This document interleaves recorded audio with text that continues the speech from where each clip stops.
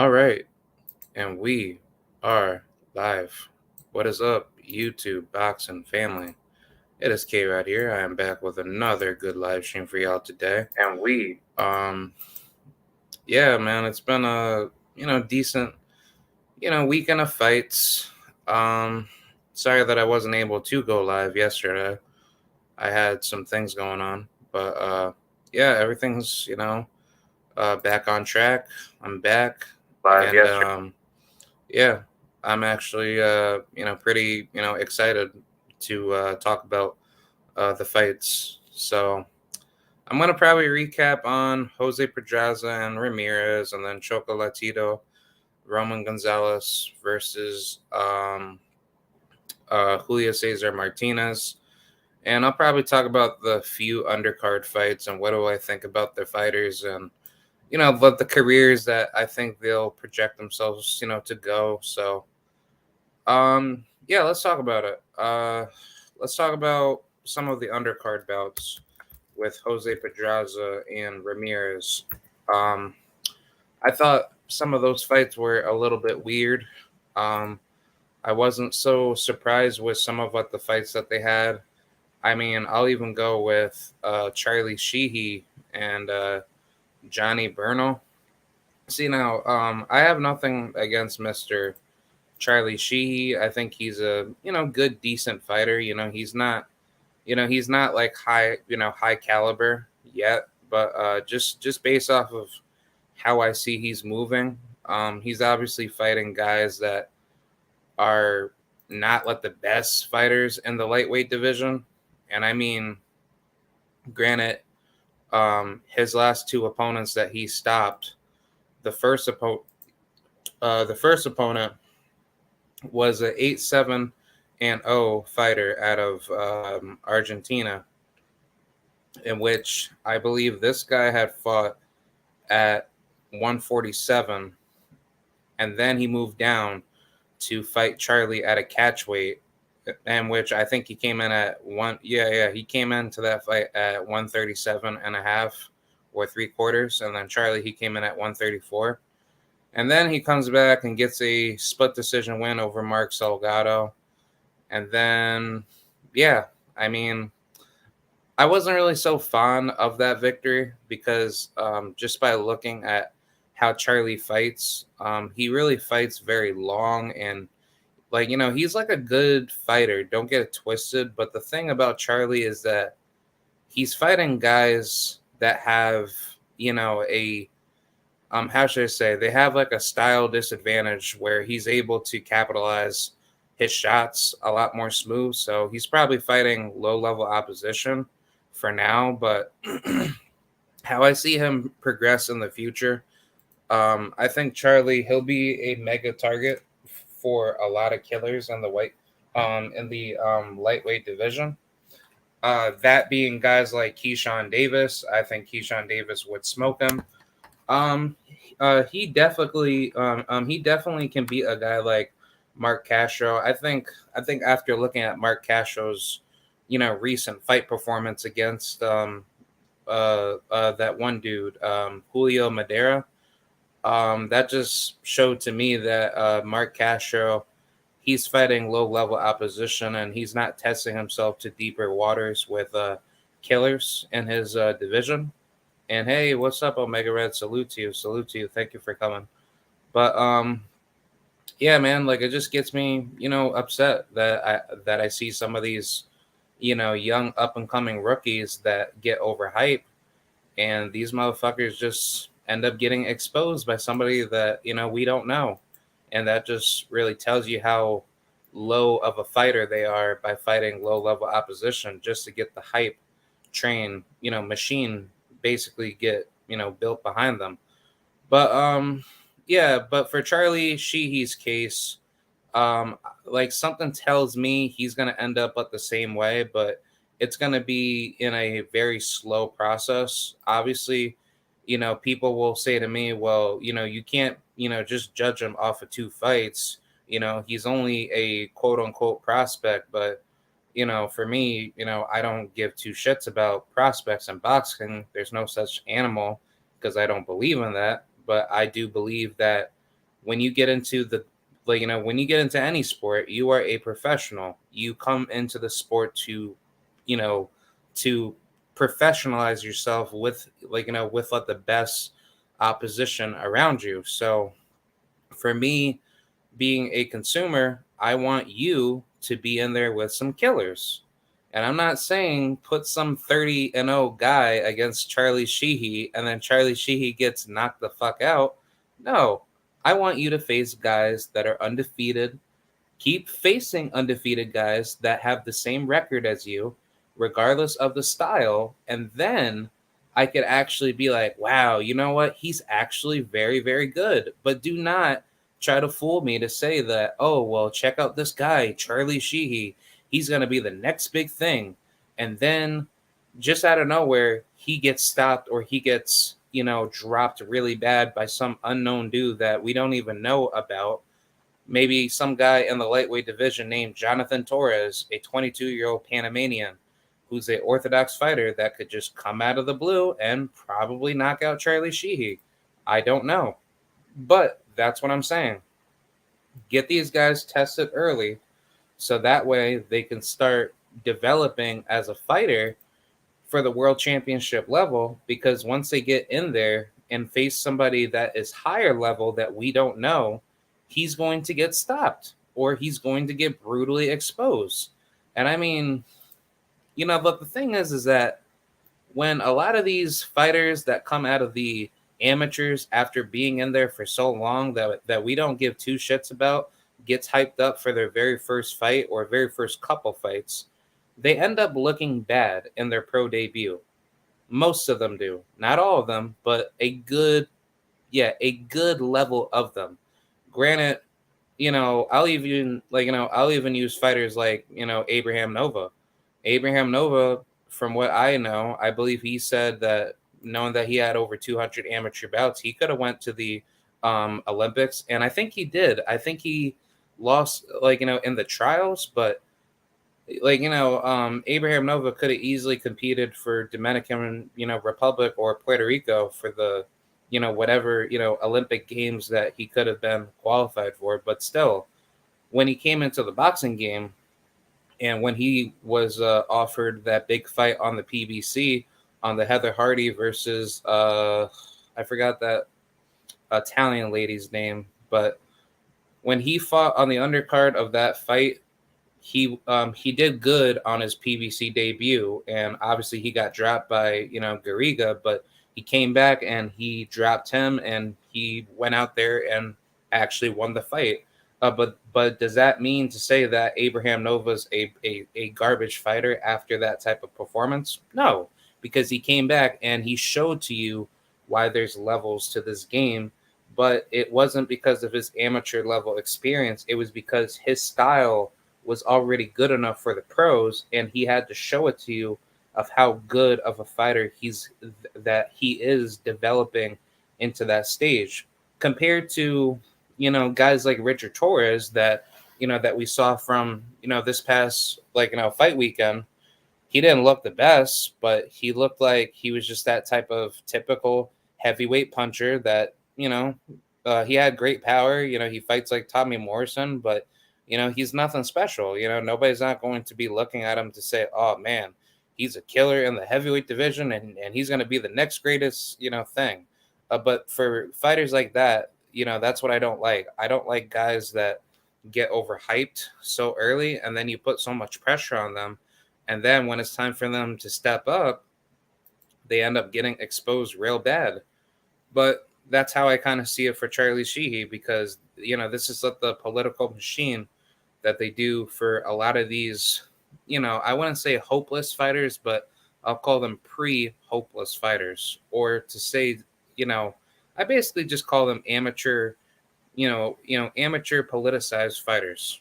These fighters that come out of the amateurs, they have such a great resume amateur wise, but once they convert pro wise, they get exposed. And I mean, Mark Castro was a great example, a great example this past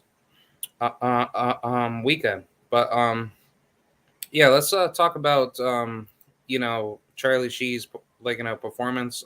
He did good He got a first round KO victory, but the thing is just that there wasn't anything that I saw out of him that made me see, anything different.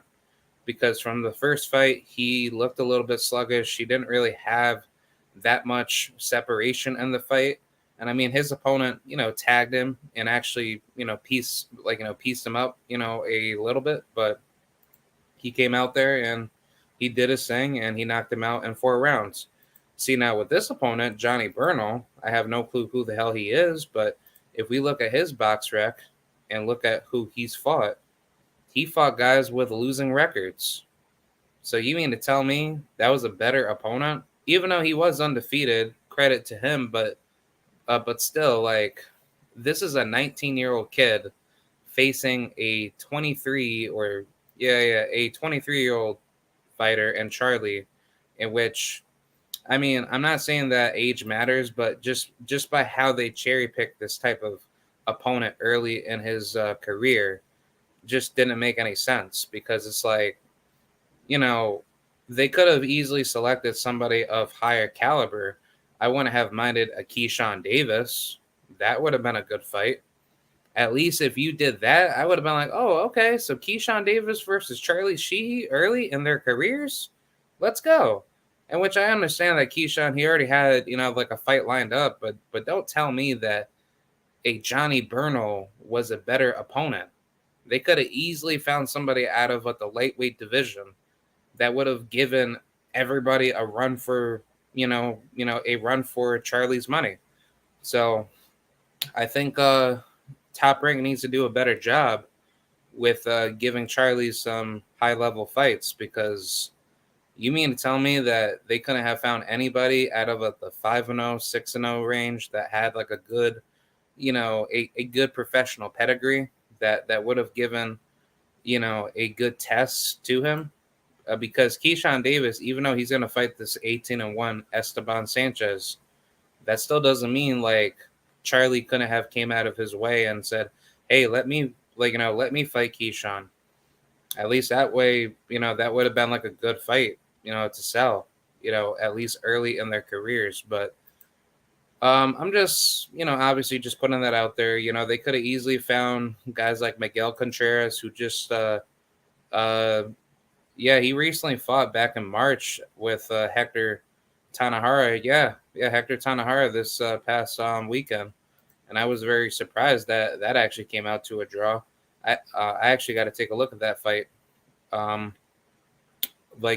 Take a look at that fight after this live stream. But yeah, I mean, the bottom, pretty much the main point that I'm making is that I like to see Charlie tested a lot faster, because one, you're 23 years old, you're coming into the boxing game very late, and I say like you should always try to go into the pros like before you hit like 21, or even if you come in at 21, that's not bad, but always try to come in your teenage years. I think I think that's like a better developmental stage to have guys come in young, especially Floyd Mayweather. He started his career at 19 years old. So I don't see why a lot of fighters can't do that. I think it's just mainly due to the fact that they're not confident in their skills and abilities yet. So they try to develop their craft too much in the amateurs, but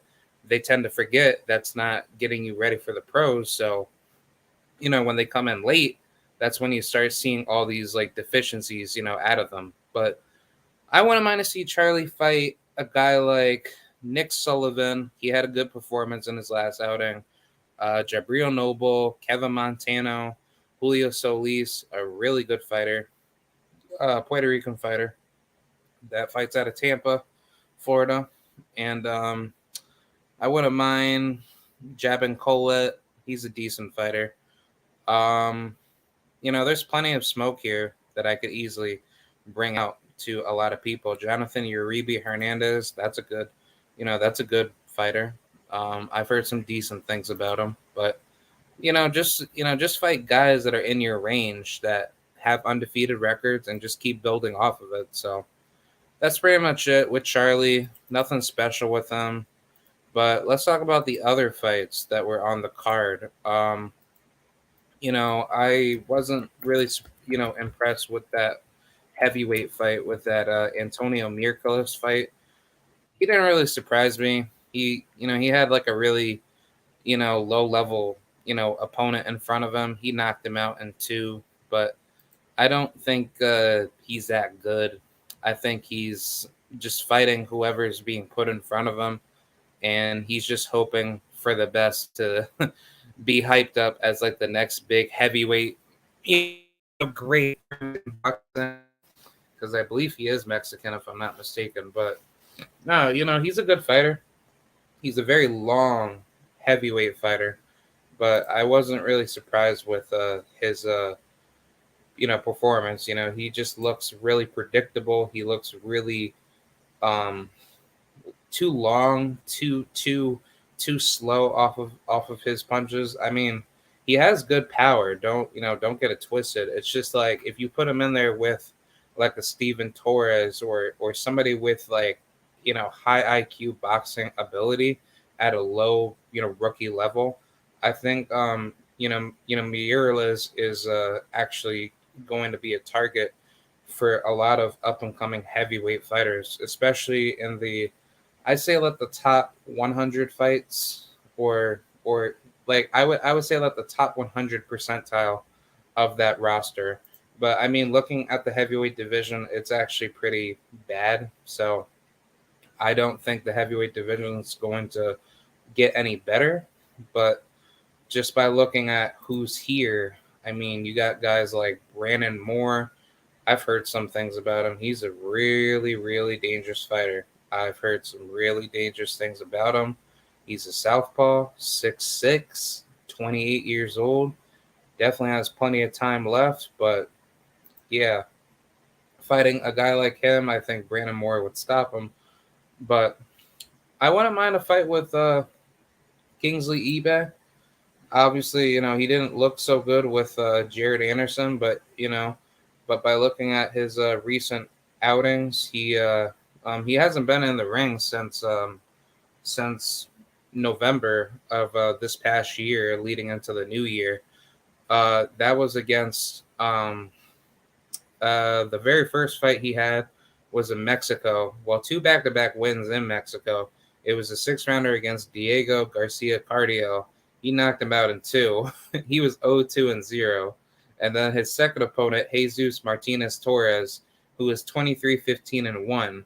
He knocked him out in three. So I don't know what he's doing, but I guess he's just trying to get his feet wet and into the heavyweight mix. And I mean, he's not that far away to get back into like the big names, but it like to me, I'm happy that Kingsley eBay, he's coming back to boxing, and he's doing better, especially having to go to war with Jared Anderson, which he actually outweighed Jared Anderson by 276 pounds compared to 249 pounds, but Jared Anderson stopped him, and that was a tough fight for him. So like to me, I think that's a good fight for Antonio, Mireles, if that's a fight that Top Rank can try to set up for the future. But yeah, I think that should be a fight to make soon. But yeah, just by looking at the landscape for the heavyweight division, it looks pretty weak right now. I mean, knowing that Deontay Wilder, he looks like he doesn't really care so much about boxing, and I mean, good for him, because the sport does not need him. He's done so much enough to the point where, if he leaves, today, everyone's going to basically, you know, basically take back everything that they said about him, and they're gonna be like, oh well, Deontay Wilder was like the all-time greatest heavyweight ever, blah blah blah, and Deontay Wilder needs to come back, and Deontay Wilder is gonna be laughing, and me and plenty of other Deontay Wilder fans will just be laughing at everyone, everyone talking shit about him and trying to say, oh well, he needs to come back, he's a great fighter, blah blah blah, like, fuck y'all. But no, I think once Wilder, Fury, and Joshua are gone, along with Usyk, I think I think everybody that's on the come up is going to take over the heavyweight division, and my early prediction for the future would be that I think Jared Big Baby Anderson, he'll become a champion. He'll be our next, Black American heavyweight champion. Obviously, not in the right limelight because he talks more like a slave to Top Rank. But if he leaves Top Rank and takes over where he's like fighting on the PBC and fighting all the big names that will be a challenge for him, then good. I'm definitely for that. But I think he'll become a champion. I think Steven Torres will be in that mix very soon. I think, um, man, who else do I think will take over? Well, I mean, for world title contention or just, even in the mix, I think Sonny Conta will be in there. Frank Sanchez, I don't think so. Maybe Filip Ergovich. Um, who else? I'm trying to think of the other guy. Oh, Stephen Big Shot Shaw. Yeah, I think Stephen Shaw. He's definitely gonna win a title very soon. He's really not that far away. Obviously, if Top Rank moves him, very very well, he can easily take over the entire division, or at least become a good front runner for getting like a belt or two, or basically however many belts he can achieve. But I think he's going to become a good major player, in the game. And I say maybe last but not least, if he's able to do good, I wouldn't mind to see. Hmm, I don't know. That's really difficult because I don't know who would really be there. Because looking at the heavyweight rankings, I mean, just looking at it on BoxRec, I mean, we really don't have that many good fighters left. I mean, even in the top 50 or top 25, I think, hmm, I don't know, man. That's really difficult. I mean, I think Brandon Moore can easily be there. That's soon to be determined or yet to be, determined based off of how well he fights and how dedicated and focused he can be. Daniel Dubois, yeah, I think Daniel Dubois and Fa Ajagba, I think I think they're gonna be up there along with Tony Yoka and maybe Martin, Bacoli, definitely Joe Joyce, but not for that long. He's only 36 years old. I don't see him being up there. And I think Andy Ruiz, he's gonna have like a little title run and then somebody's gonna knock him off very soon. But yeah, that's about it. I mean, the heavyweight division is basically, on eggshells at this point. But once it's dead, it's dead, and the only people that are going to take over is definitely Black American fighters. Before any like hyped up European, Eurobum fighter that claims to say that they're the best, in the division. But heavyweight division is basically super weak. So that's how I see it, and I think that's what's gonna be the future. But I think for Antonio Mireles' case, he'll definitely be up there. He'll definitely be in high level premier fights sooner than later because he's only, I believe, 3-0 or 2-0, but he's definitely going to be up there pretty soon. Yeah, he's only 3-0, so he got plenty of time. He just needs to move fast, just get back into the ring. He's been out the ring since December, so I don't like that. Definitely be back in the ring at least, and like, well, knowing that you had a second round KO, I'd say at least less than 2 months or 3 months. I'd say make it less than 3 months, but if you're staying active, like at least like fighting like from like 5 to 10 fights a year, I think we're gonna start hearing his name buzzing more. And I mean, he'll start reaching the world title contention stage very, very soon. And I mean, he has a good agency for management. He has David McWater, so he's probably like a good. He's probably a split team management fighter. So yeah, good for him. Definitely looking forward to seeing what he'll do for the future, and maybe he'll become a next big Mexican heavyweight great boxer. but that's yet to be determined. But let's talk about the other fights. Other fights on this card were pretty good. Javier Martinez, he beat Dante Stubbs. I didn't really care so much about this fight, but Javier Martinez, he's a good fighter that I like watching. He's a Robert Garcia fighter, so I always appreciate every time when he gets in there. But I think he needs to step it up. He needs to, stop fighting 6 rounders and start actually fighting, like 10 rounders. Because I think at this point you're 6-0.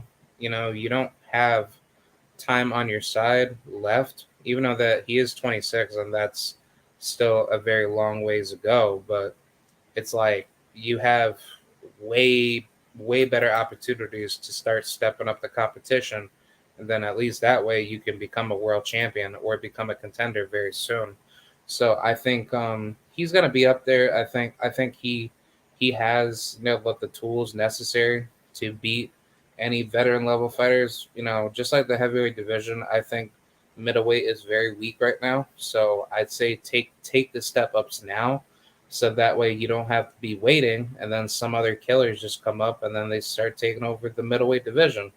Because we already know Jerron Boots Ennis, he's 2 weight classes south, but if he comes up there, or you got Jermel Charlo being up there, or let's just say Erickson Lubin, and also you got Jason Rosario, who's a super middleweight, but if he wants to go down to 160, he could do that. You also have Kyron Davis. He can, well, I'm not so sure about Kyron Davis. I think based off of how Kyron Davis is moving, he doesn't seem disciplined enough to cut weight. But if he does, and he does go back down to 160, I can see him doing that type of move to go down to his natural weight. And he could definitely give Javier a very difficult fight. I think based off of like the state of 160, it's in a stalemate right now.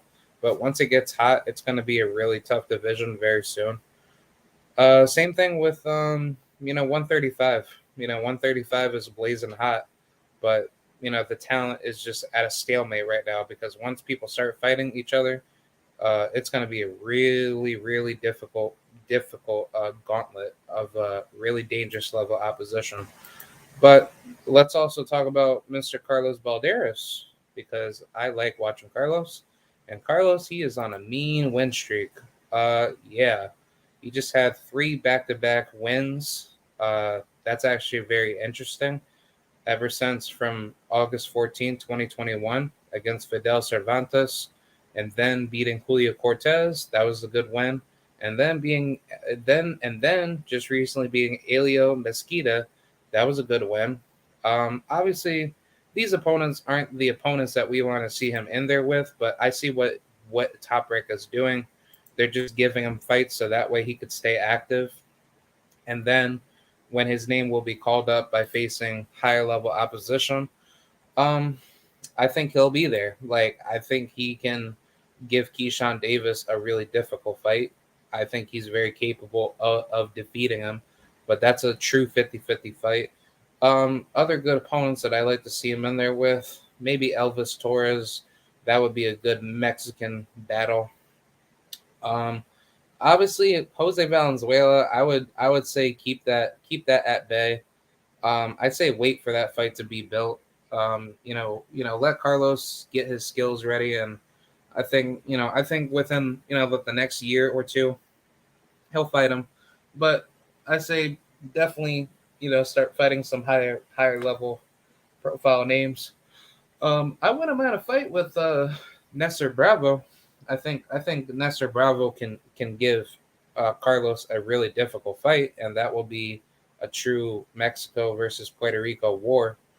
Absolute warfare. Angel Fierro, I'd like to see that fight. That will be a really good fight. Starling Castillo, really good fight. Manuel Jaimes or James, however you call his name, really good fighter. Heard some good things about him. Um, I wouldn't mind a Nahir Albrecht, Jason Velez, Jermaine Ortiz. Who else? Edwin De Los Santos. I've heard about him. He's a killer, bro. He's an absolute killer. Even though he lost to William Foster, but he could punch. He could really, really punch. He'll be fighting Luis Acosta coming up this weekend. actually. So I can't wait to see that. That'll be a good, interesting battle. But yeah, I wouldn't mind to see that fight. Some other good fighters on here. We could see a Romero Duna. I think Romero Duna, he's food at 135. So, he had another loss to Frank Martin and Ryan Garcia, obviously in the past. But I don't know. I think based off of how he's been fighting, um, he's just been fighting a bunch of low level fighters, and he's not getting any better if he's not learning from the fights. But I think a fight with Carlos Balderas, that'll be a good fight for Carlos to wipe the floor with them and take him down. Raymond Murataya, I actually wouldn't mind that fight. Great fighter, good technical boxer. I believe uh, I believe he's a Robert Garcia fighter, if I'm not mistaken. But yeah, I wouldn't mind that fight. And I'd say maybe William Zepeda. I think Carlos can easily beat him. I don't think William Zepeda is anything special. His resume is really not that good, and he's like really like, how should I say? He's very predictable. You know what I'm saying? Like he's just not the guy where I'm like really surprised by him. But he got dropped by his opponent recently, back in February 19th on the Munguia Ballard card. But I really wasn't surprised with his performance. He looked like he was just trying to knock the guy out and just go home. He wasn't setting his shots up. He's just, he looks predictable. He looks like the type of dude where he doesn't look like that type of guy where, you really think he has a good chance to last with like the Sharks. But that's soon to be determined. But that was a decent fight. I wasn't really surprised. But yeah, yeah. Let's talk about Hector Tanahara and Miguel Contreras. Great fight. I thought Contreras took the fight. Um, well, I still got to rewatch it, or I have to watch it. But I mean, if it ends in a draw, it probably seems like Hector didn't do enough to win, and Contreras definitely came out to win. Last four fights: Gabriel Flores Jr. versus Montoya. Good fight. Thought Flores did enough to win, but he looked really sluggish. Looked really bad on defense, and Montoya looked like he had better, you know, the better skills to beat him, but he just didn't do enough. He was just looking for the bigger shots to try to knock him out, and I thought Gabriel did what he had to do, but he has to, stop having his father as his trainer, and he needs to start, sticking to pure boxing and stop, trading, with his opponents where he can't get a knockout. Next fight, Joao Gonzalez versus Sanatisma. Sanatisma. Um, I thought Joet's stoppage was bullshit. Santisma, he wasn't that good of a fighter to begin with, but Joet Gonzalez stoppage victory over him just made zero fucking sense. I thought he did a good job, like contesting the pace and making Santisma, you know look really bad in the fight. But Joet Gonzalez has no power. It just clearly shows like he don't be stopping people. He's just there to outbox you. But if you pressure his ass and make it into like a dog fight, you could easily stop Joet Gonzalez. And I thought the Navarrete fight showed that Navarrete, uh, he did what he had to do to give Joet a fight, but Navarrete, he was brutally hurt in that fight. But um, Joet Gonzalez, he was just not that type of guy to actually, handle Navarrete's pressure. And Navarrete gave him a really difficult fight, and he was piecing him up the entire majority of the rounds. So I think Joel Gonzalez, he could still become a player in the high level mix, but I say put him in there with somebody that could really punch and actually drop him. I think he gets stopped by Abraham Nova. I think Christopher Pitufo Diaz would easily smoke him. And I I would probably even say maybe Raymond Ford can definitely beat him. I would say Raymond Ford would give him a really difficult test, and he would never want to be up there with somebody that's a true boxer puncher that moves faster and thinks faster than him. So I don't know. I think that's yet to be determined, but uh, I'd like to see him in there with those top level guys. Richard Torres versus Alan Milson. Not really interesting. Thought the KO that he had over him, was bullshit. The referee was just trying to find an excuse to just, get to the main event.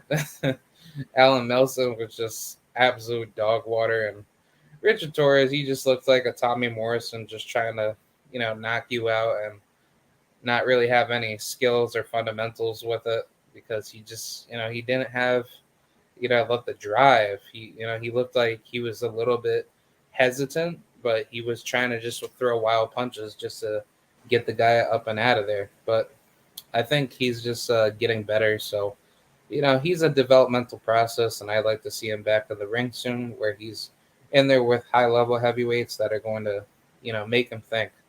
But I think he's just a work in progress. So yeah, hopefully Richard Torres he can, do what he has to do, and he doesn't have to look so predictable. But yeah, let's move on with the main event. Jose Ramirez, Jose Pedraza.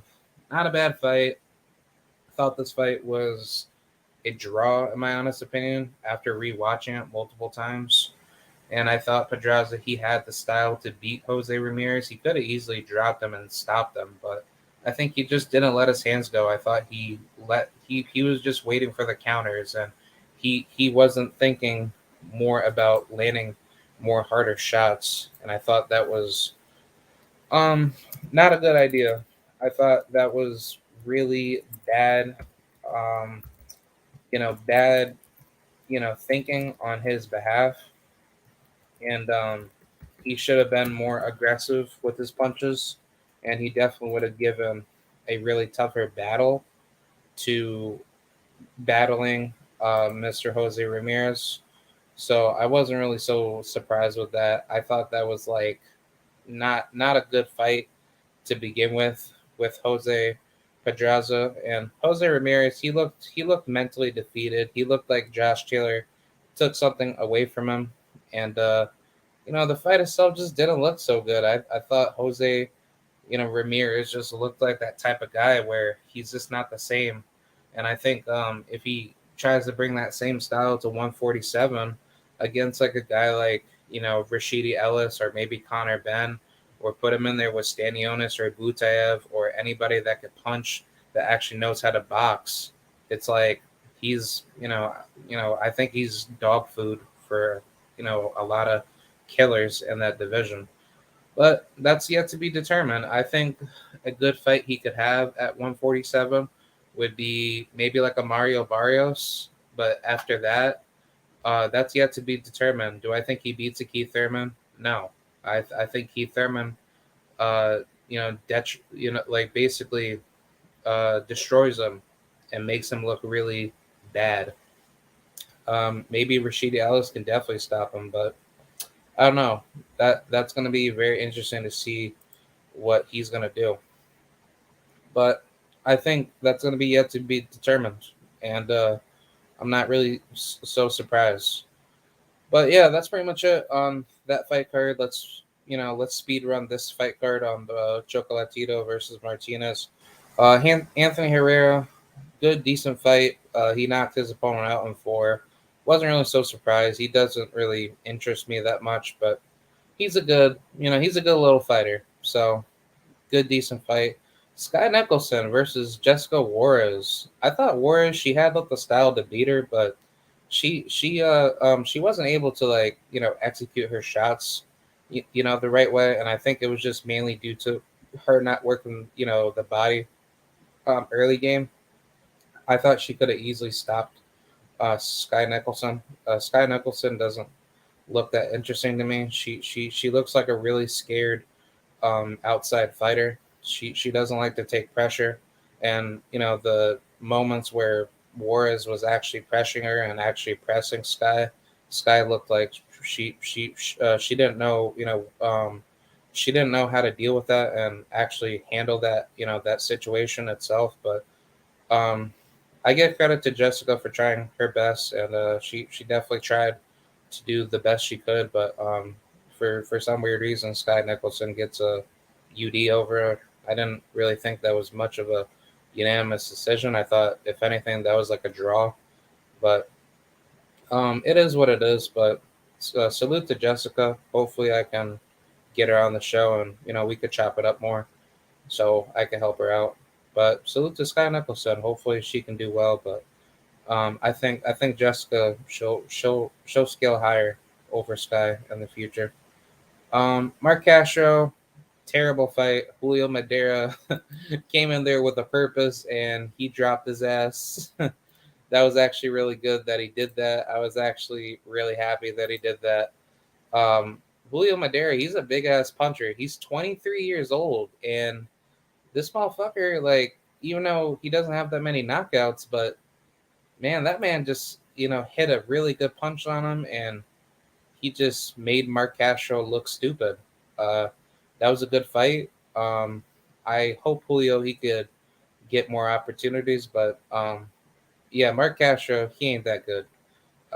He's definitely a target for all the killers at 135, and yeah, I wasn't really surprised. I thought that fight itself showed that he is not made for the top killers. He's just an overhyped Elon Musk, like looking fighter, and I don't think he's that good. So I'd like to see him get fed to Keyshawn Davis, where Keyshawn Davis can obliterate him. And Mark Castro, you never come back to boxing because I don't think you're good, and I think you're just a overhyped wonder boy, similar to Ryan Garcia, Queen Lion, bitch Ryan Garcia. But that's my thoughts on him. I don't think he's good. I think he's absolute dog water, and I think he's going to be exposed very soon. And Julio Madera, was the first one to show those blueprints to beating him. Diego Pacheco versus Gangplana. Great performance. Didn't really think of Gangplana to be a big a threat, and I was happy that he knocked his ass out because Diego was the first one to knock him out. So, great victory. I like to see him in the ring with any top 100 super middleweight. I personally wouldn't mind a fight with Kevin Newman, but not too sure what he's been doing lately. But um, Kevin Newman would be a great style matchup just based off of how both of them fight. But I wouldn't mind seeing that fight. Kevin Newman, he just had a recent TKO victory over Demetrius Walker. Good. Um, like, even though Demetrius Walker, he ain't that good of a fighter. He's a 36-year-old fighter, but good fight. On to the next one. But let's make that fight happen. Um, let's talk about Solomon Suzuko. That was a good fight. He got dropped in one of the rounds, and he dropped his opponent, I believe, in the fourth round or fifth round. But he fought Roberto Valenzuela Jr. That was a really good fight. I enjoyed watching that.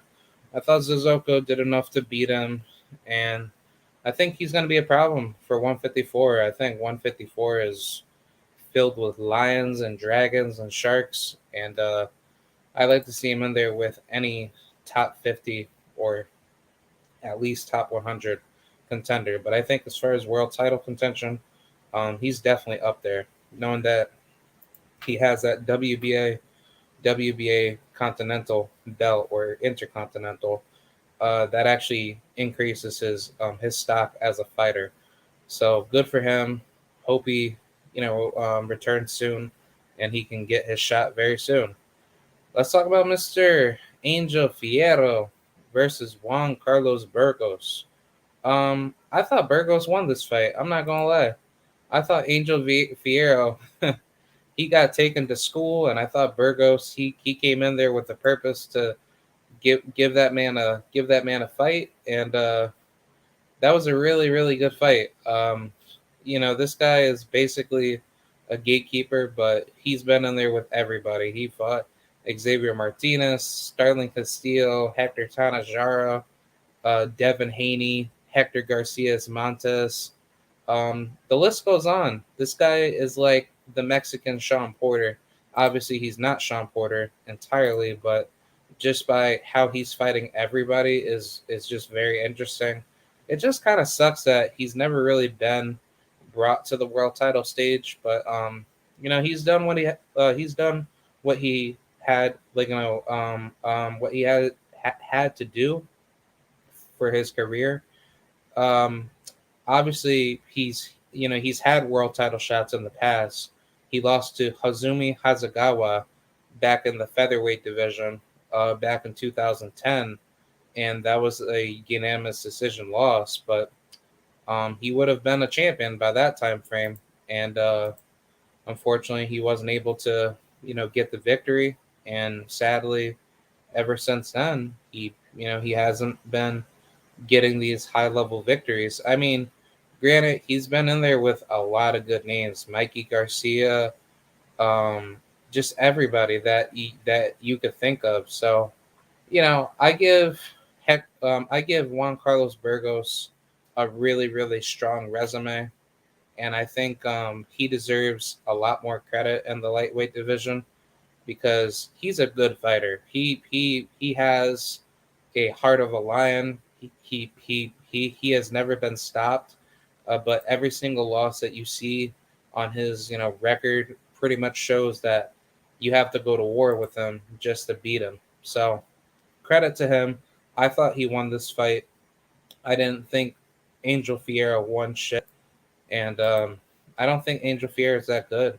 I mean, yeah, you had a good victory, over Alberto Machado, but ever since then, like, like what else have you done? Like you haven't shown me anything. You've just shown me some like very light touches. And I mean, once he gets in there with like a real killer, I think it's over. I think he's just food for whoever's gonna be on the come up, and they're gonna knock his ass out. So that's how I see it. And then credit to Mauricio Lara knocking out Emilio Sanchez. That was a good fight. I enjoyed that fight. Lara almost got stopped in this fight, but this was a very risky fight. Emilio, if I'm not mistaken, hasn't been stopped in his career.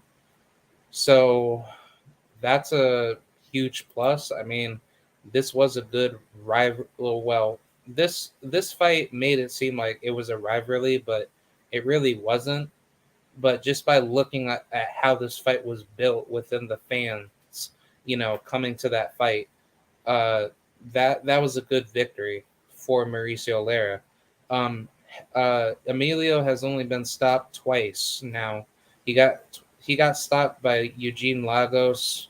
Don't know who the hell he is, but some Filipino fighter, I guess. And he got stopped by Lara. So I mean, it's not the end of the world for him. Obviously, when you get knocked out in your hometown, out in California, I mean that's not really a good look on you. But I mean, look, when you get knocked out by a guy that should have been a world champion already against Josh Warrington, like obviously if he had beat him twice back to back, that would have made him a world championship level caliber contender already, in which he very well is, because Lara, I believe he is ranked high in the IBF and the WBA. But either way, he's getting his shot very very soon. um he's only been stopped once by Elliot Chavez, but ever since then he's just been knocking people out. Obviously his resume is really not that interesting. Obviously his credible victory is a Josh Warrington victory, and then yeah, I mean that's about it. Hold on, give me 1 second.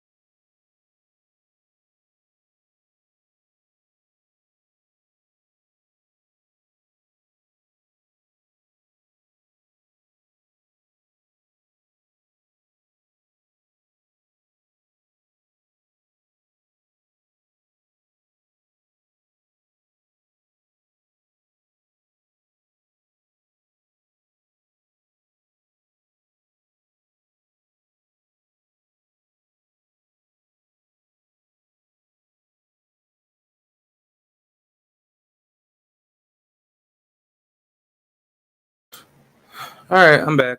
So sorry about that. But yeah, Mauricio Lara, he did his thing. Congratulations to him. Um, I think that was a decent fight. Knocked Sanchez out in 3. Let's get with the main event, and I gotta get up out of here. Um, Roman Gonzalez versus Julio Cesar Martinez. Good fight.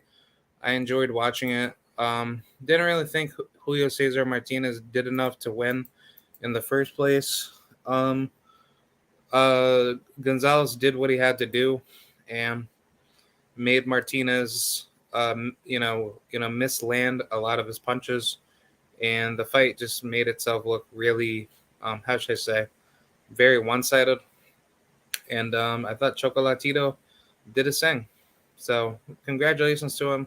I like to see him face a guy like Naoya Inoue. I think that would be a good fight next if he wants to make, a big legacy fight. So yeah, let's get it going. I think that's a really good fight to make. So yeah, that's about it. Um, I will see you guys later. I don't know who else is fighting this week, but next week is obviously Virgil Ortiz. Uh, that should be a good fight against McKinson. And then we got the brother, Mr. Edgar Berlanga.